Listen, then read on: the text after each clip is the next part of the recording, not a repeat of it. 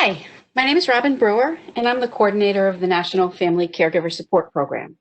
I've worked at Senior Resources for 9 years and have been a caregiver myself for 25. The National Family Caregiver Support Program provides small grants to informal caregivers for the purpose of giving them a break from their caregiving duties. To qualify for funding, the person in need of care must be at least 60 years old and have deficits in two of the following activities of daily living: bathing, dressing, toileting, eating, walking, and transferring. Services may be provided in a variety of ways: in-home care, adult day, or temporary inpatient stays. With in-home care, services may include assistance with showering and dressing, light housekeeping, laundry, grocery shopping, errands, or they may simply be put into place to provide companionship.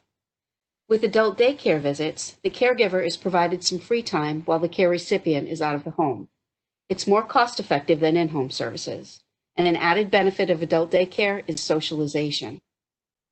Temporary inpatient stays are typically chosen when a caregiver is in need of a longer break or when a caregiver goes on vacation. 24-hour care is provided to the individual by a skilled nursing facility. It has also been used when a caregiver has been hospitalized. Like the statewide Alzheimer's program that Joan Marshall talked about, this program also has a self-directed option where a caregiver can use the funding to hire a person of their choosing to provide the care as opposed to an agency.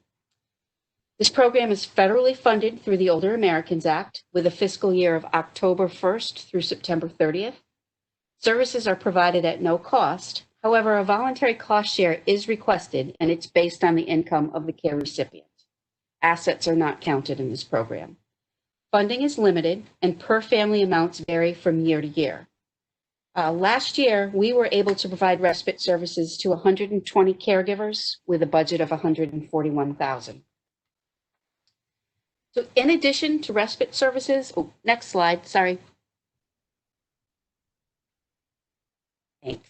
In addition to respite services, supplemental funding is also available through the National Family Caregiver Support Program.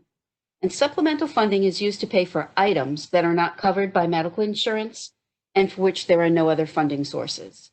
The eligibility requirements are the same here as with the respite component, meaning that you have to be 60 and have deficits in two activities of daily living. Some of the examples of items that have been funded through supplemental funding are bathing devices, such as shower chairs and handheld shower heads, bathroom modifications, such as bathtub cutouts to provide walk-in access, raised toilet seats, grab bars, shower chairs, and sliding benches for transferring.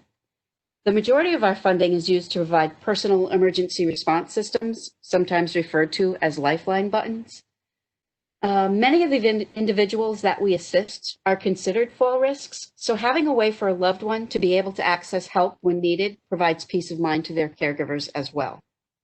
We've also funded air conditioners, lift chairs, rollators, walkers, wheelchairs, and transport chairs.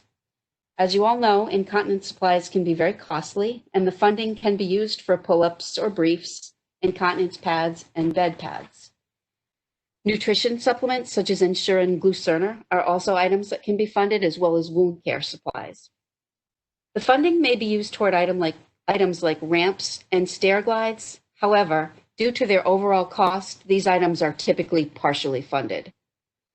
We can use the funding to pay for one-time emergency items such as appliance repairs, dental services, and prescription drug assistance. So that's not a complete list, but it's designed to give you an idea of some of the things that we can fund. So one may receive respite funding, supplemental funding, or a combination of both.